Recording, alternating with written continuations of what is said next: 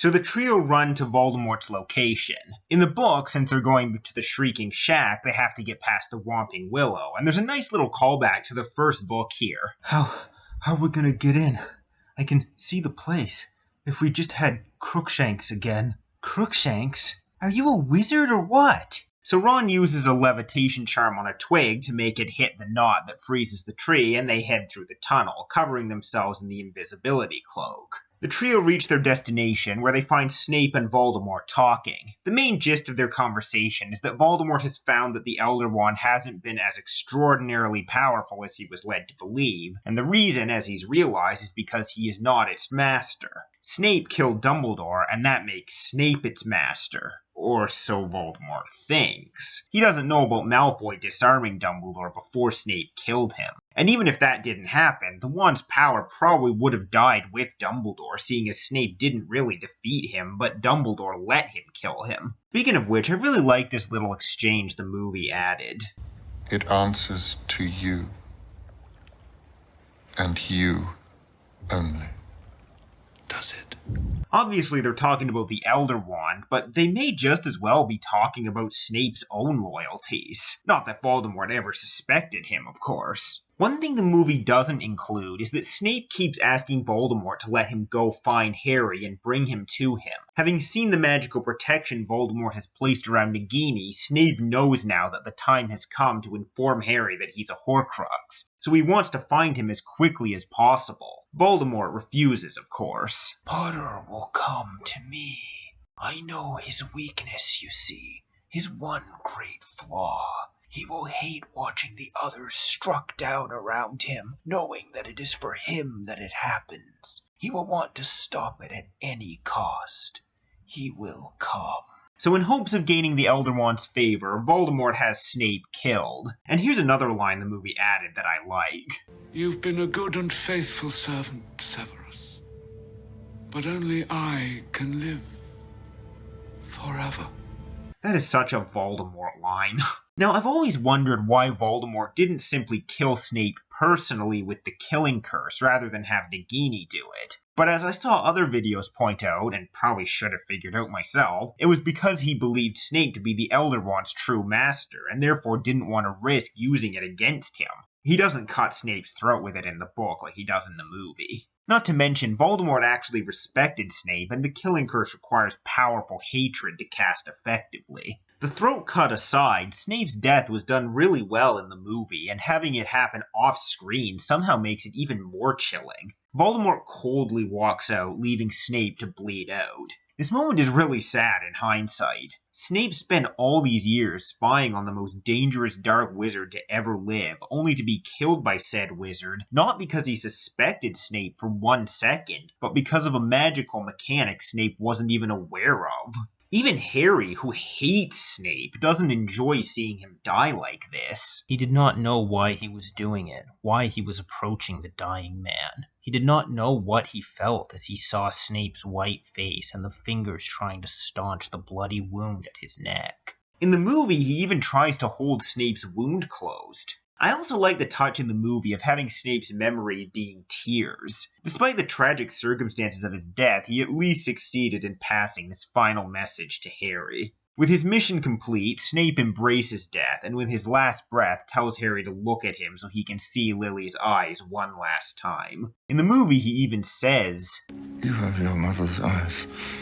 It probably would have been out of character for book Snape to say this, but movie Snape always was softer, so I actually like it coming from him. Now, let's talk about the location change. As I mentioned, in the book this scene takes place in the Shrieking Shack, not the boathouse. My feelings on this are mixed. Visually, I do like the look of the boathouse, but the Shrieking Shack is a very significant place for Snape. As a teenager, he nearly lost his life in there thanks to Sirius's prank before being saved by James, so it's fitting that it's where he actually does lose his life now as an adult. Voldemort then speaks to everyone again, praising them for how well they fought, and orders his forces to retreat. He then tells Harry to meet him in the Forbidden Forest if he doesn't want anyone else to die for him.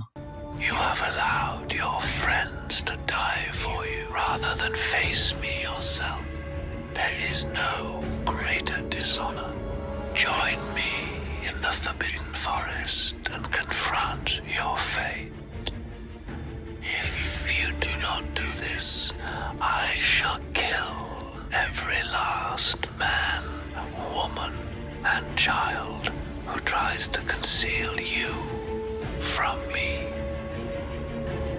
The trio walk back up to the castle, to the Great Hall, where they see the aftermath, or rather middle math, of the battle. This quiet, somber moment of Harry passing all of the injured and mourning people is very effective, in particular when they find the rest of the Weasleys all sobbing over Fred. That moment on its own is done very well. I just wish they had shown Fred die beforehand. As it is, it's not even very clear which twin died, since we don't get a good look at George's ear, or lack thereof. And of course, this is where we learn that Lupin and Tonks died too, as Harry sees their bodies. They died off screen in the book as well, and in all honesty, it was their deaths that upset me the most. Lupin was always one of my favorite characters, and Tonks was pretty high up there as well, especially after seeing Natalia Tena's performance. Seeing all of this, of course, breaks Harry, who blames himself for all the death. The Great Hall seemed to fly away, become smaller, shrink, as Harry reeled backwards from the doorway. He could not draw breath. He could not bear to look at any of the other bodies, to see who else had died for him. He could not bear to join the Weasleys, could not look into their eyes, when if he had given himself up in the first place, Fred might not have died. He turned away and ran up the marble staircase. Lupin, Tonks. He yearned not to feel. He wished he could rip out his heart, his innards, everything that was screaming inside him. Desperate for something to do, Harry does the only thing he has right now, taking Snape's memories to the Pensieve. He goes to Dumbledore's office, leaving Ron and Hermione with the other Weasleys. The movie cuts right to him inside the office, but in the book we see him stopped by the gargoyle blocking the entrance. In desperation, he yells, "Dumbledore!" Surprisingly, this was the password, and the gargoyle lets him enter. Harry pours Snape's memories into the Pensieve and dives in. This whole section involving Snape's memories was my favorite part of the book. It tells us his full story and answers so many questions we've had since book 1. In particular, where his true allegiances lie and why he seems to resent Harry so much. Surely it can't be just because of his father. Well, this section explains everything. It's not just that Harry is a dead ringer for James, who Snape hated, but on top of that, it's seeing Lily's eyes in James's face. A constant, everlasting reminder that Lily chose James over him. He wishes it was his own son in Harry's place. On top of that, he probably views Harry as the reason Lily died, and seeing her eyes probably also makes him feel self-loathing for his own role in causing her death. Like I said, it explains everything we needed to know about Snape and answers some other questions we had in the process. It was also very vindicating for me personally because I always trusted Snape. Even after he killed Dumbledore, I figured there had to be something more going on. Rowling had built him up into too mysterious and complex a character to reduce him to just a bad guy. So, needless to say, I had pretty high expectations for this part of the movie. And I'm happy to say, they were met. There were definitely things I would have liked to have seen that weren't included, but overall, I think it got across all the most necessary information and gave us a sense of Snape's life. The art style works well too. The way everything is slightly distorted and the black smoke transitioning between the memories, showing us images of things related to the memories so we can make connections. The movie even added a scene that wasn't in the book where Snape goes to Godric's Hollow, finds Lily dead, and cradles her body while sobbing into it. This entire section allows Alan Rickman to show more emotion than he's ever been able to in the movies, as we're finally seeing Snape's true feelings. But let's go through the memories in more detail. As I said, a lot of them are shortened or cut, but given how well the scene as a whole is done, I don't have much of a problem with most of them. If I do, I'll bring it up, but otherwise, just assume I'm fine with it. The first memory we see is of Snape watching Lily and her sister Petunia as the former demonstrates her magical abilities to the latter, though neither of them are aware that it's magic. In the movie, Petunia calls Lily a freak, but in the book, her reaction is different.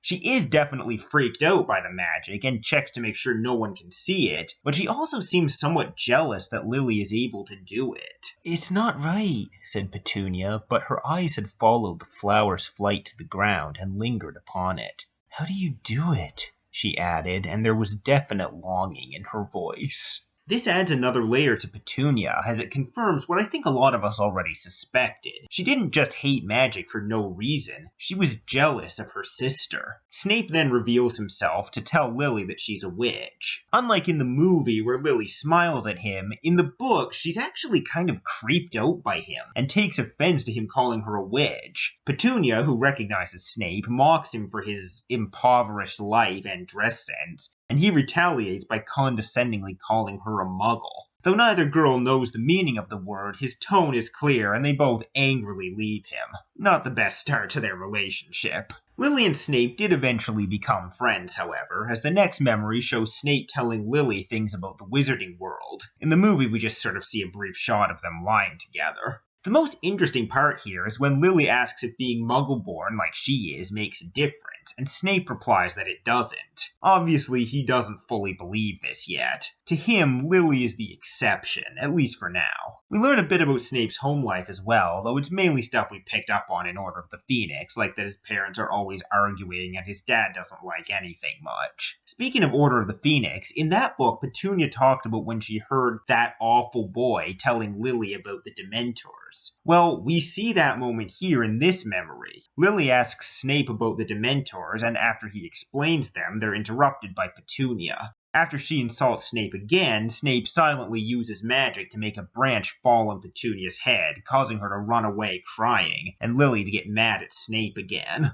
The next two memories weren't in the movie. The first is on platform 9 3/4, and it shows the end of Lily and Petunia's friendly relationship. This is where Petunia tells Lily she's a freak, but it seems as though she's trying to tell herself that as much as anything. According to Lily, she and Snape found a letter Professor Dumbledore had sent to Petunia. Apparently, Petunia had written to him begging him to take her too, but seeing as she's a muggle, he politely turned her down. This adds another layer to Petunia's anger towards magic and the wizarding world. It took her sister away from her, and from her point of view, Lily chose that world over her sister. The second of those two memories is on the Hogwarts Express, as Lily is crying over losing her relationship with her sister. Snape tries to cheer her up, saying that her sister's opinion shouldn't matter to her, almost letting slip she's only a muggle. But this, of course, makes Lily angry. Snape starts talking about the Hogwarts houses, and they're interrupted by James and Sirius, who they're sharing the compartment with.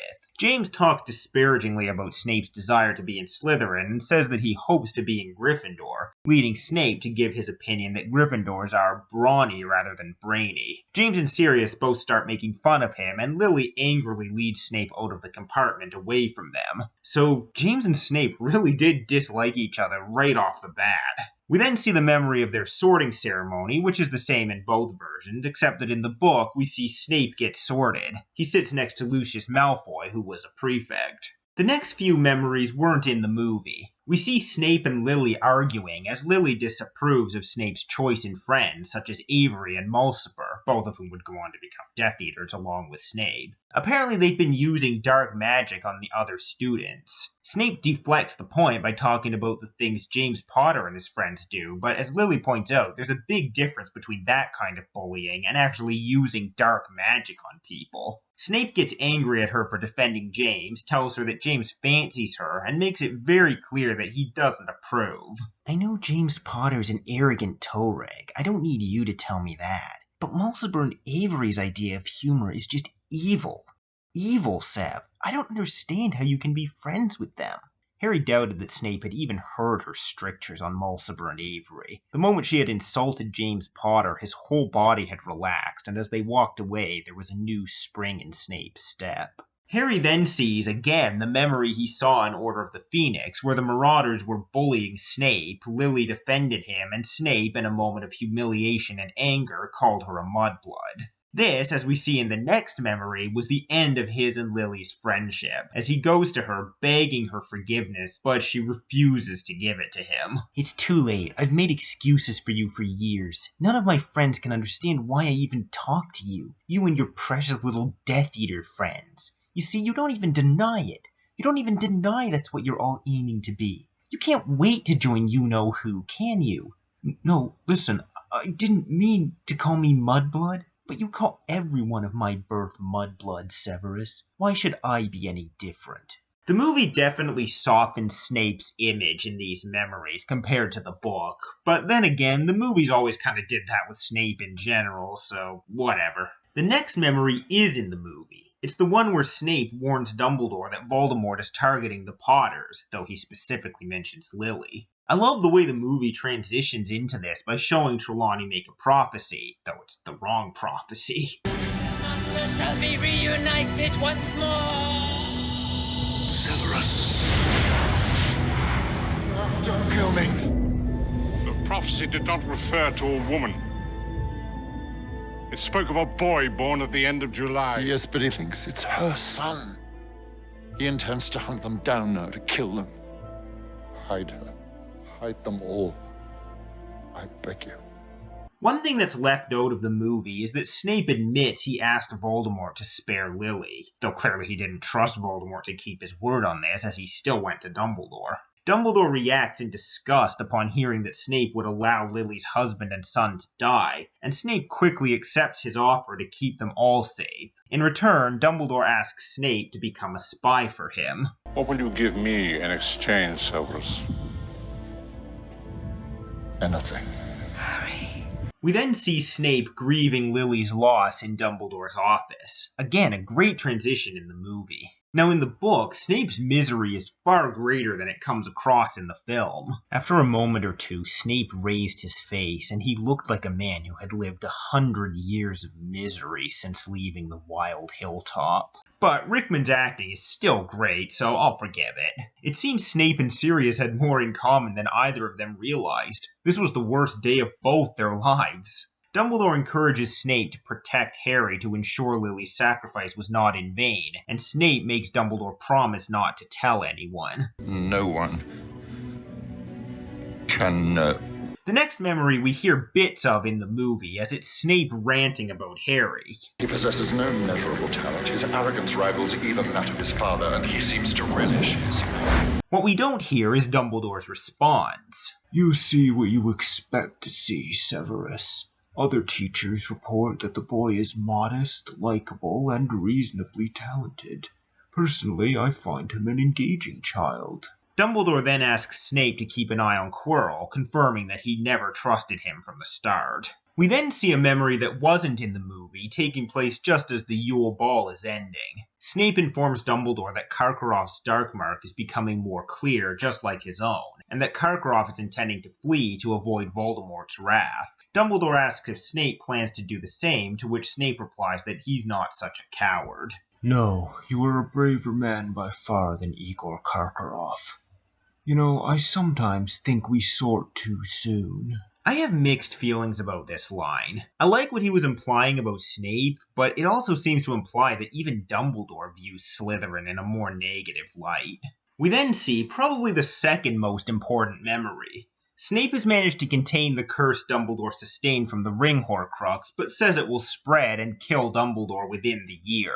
Dumbledore then brings up the plan to have Draco Malfoy murder him, and of course says that Snape will be the one who has to do it in the end. At last, we have the answer we've been looking for since the end of Half-Blood Prince. This scene is done well in the movie, but it does leave out a few details. For example, Snape explains to Dumbledore that Voldemort expects Draco to die in his attempt to kill Dumbledore. The assignment was nothing more than punishment for Lucius's failures. In fact, in addition to gaining Voldemort's complete trust, the other reason Snape had to kill Dumbledore was so Draco's life could be spared. On top of that, Draco wouldn't become a killer. Neither would Snape, because what he's doing is really a mercy. We also see Dumbledore ask Snape to do everything he can to protect the students after the school falls under Death Eater control, which Snape agrees to do. I do wish we could have seen some memories of the measures Snape took to protect the students. Alas, even the book doesn't show us that. And finally, one other detail left out of the movie. Snape mentions that Dumbledore put the ring on, which was how the curse infected him, and wants to know why Dumbledore would even put it on. Dumbledore's response? I was a fool, sorely tempted. He doesn't elaborate, but as we learn shortly, he tried to use the Resurrection Stone to talk to his dead parents and sister. The next memory isn't in the movie, though there is an abbreviated, real-time version of it in Half-Blood Prince. It's where Snape tells Dumbledore he takes too much for granted and expresses his unwillingness to carry out a certain task. As we learn here, said task is killing Dumbledore. Snape also expresses his anger that Dumbledore is confiding so much in Harry that he won't share with Snape, even after all the danger Snape goes through on Dumbledore's orders. Do not think that I underestimate the constant danger in which you place yourself, Severus. To give Voldemort what appears to be valuable information while withholding the essentials is a job I would entrust to nobody but you. Yet you confide much more in a boy who is incapable of occlumency, whose magic is mediocre, and who has a direct connection into the Dark Lord's mind.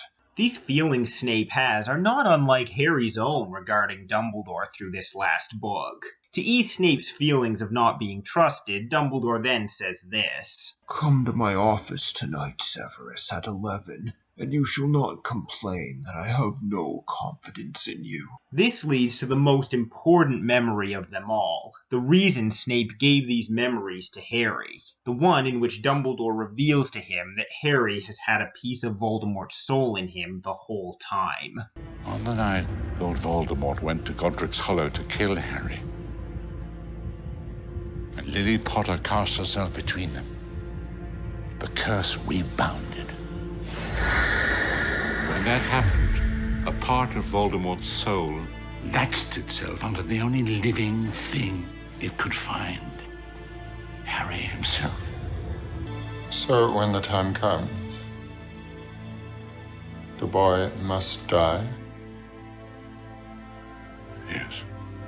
Yes, he must die.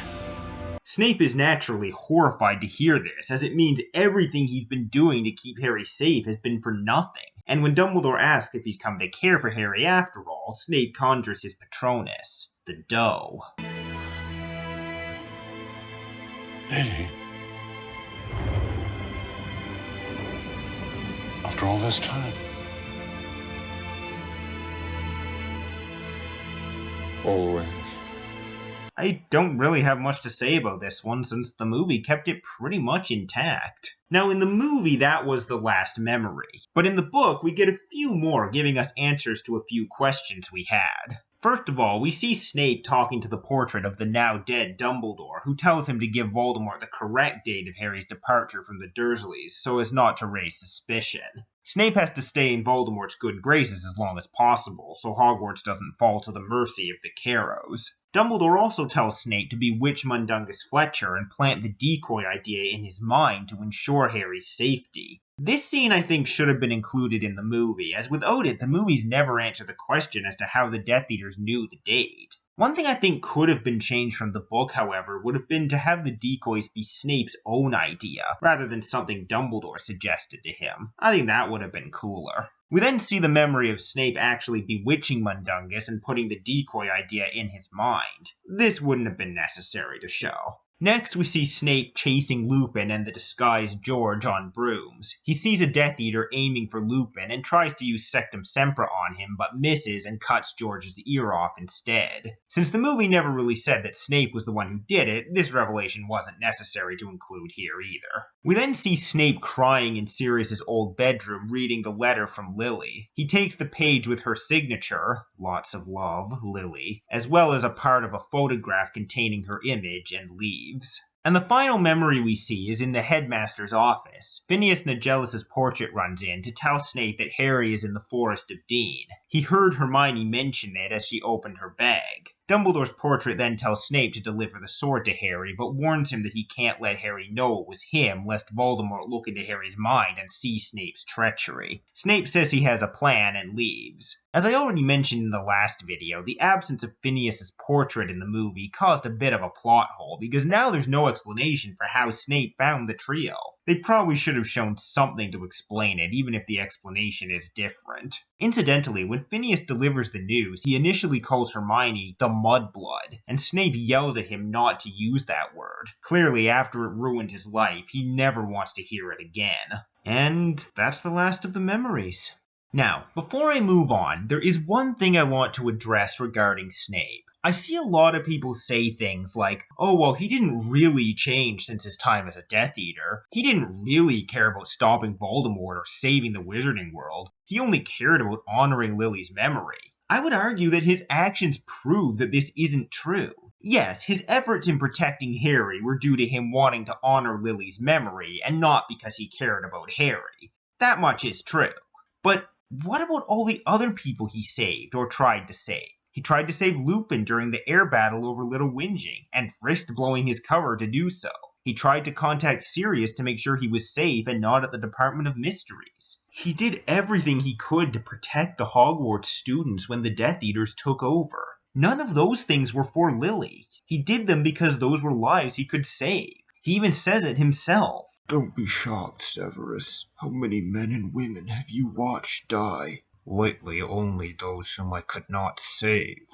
But, in my opinion, the biggest evidence that he truly changed and cared about more than just Lily, the simple fact that he gave these memories to Harry. He showed Harry these memories, informing him that he would have to go to his death, thus effectively undoing everything Snape had been working for since Lily died. Ever since she died, his goal in life was to protect Harry for her sake. And now he gave that up because Harry's death is the only way for Voldemort to be defeated. In the end, he put the good of the Wizarding World over his personal desire to honor Lily's sacrifice. Now, let me be clear, I am in no way trying to paint Snape as some sort of saint. There's no excuse for the way he treated his students, especially Harry, Neville, and to a lesser extent Hermione. In that sense, he truly didn't mature, as he refused to let go of decades-old grudges against dead people, and took it out on people who had nothing to do with it. Children at that. And yes, when he was younger, he did have those Death Eater ideals. But for the reasons I just went over, I think it's clear that he no longer had those ideals by the time we first met him. So in that sense, he did grow up. And I will say, on the opposite end from the people who claim Snape never changed, I know there are also people who believe that Snape was always just misunderstood, and even that he deserved Lily more than James. I completely disagree with that as well. He lost his chance with her thanks to his obsession with the dark arts, and whereas James was able to grow out of his bullying ways and earn Lily's love, it took her death for Snape to see the error of his ways. So yeah, to completely ignore his bad qualities is also wrong, and I think undermines the complexity of his character. What I'm saying is, Snape is complicated. Was he a hero? Was he a bully? Well, he was both. He treated his students absolutely horribly, but he also risked his life for years and in the end made the ultimate sacrifice for the greater good. Ultimately, it's up to each reader to decide which they think outweighs the other and to what degree. But both are part of his character, and you can't just ignore a whole half of it when judging him. In a way, Snape personifies Stannis Baratheon's famous quote, "The good act does not wash out the bad, nor a bad the good." Also, just a fun fact, Rowling actually told Alan Rickman the truth about Snape early on in filming, and that informed how he played certain scenes. You know, we only ever found out book. Yeah, book. I don't know whether you were, because you were not. Harry Potter, Just Rickman. you had a... Rickman did, that was it. Rickman? He had the inside line. How did he work that one? He very, very early said to Joe, he was like, I think I need to know what happens. He never told Chris, never told anyone. Chris would literally say to him, why are you doing that like that? He said, I'll tell you later.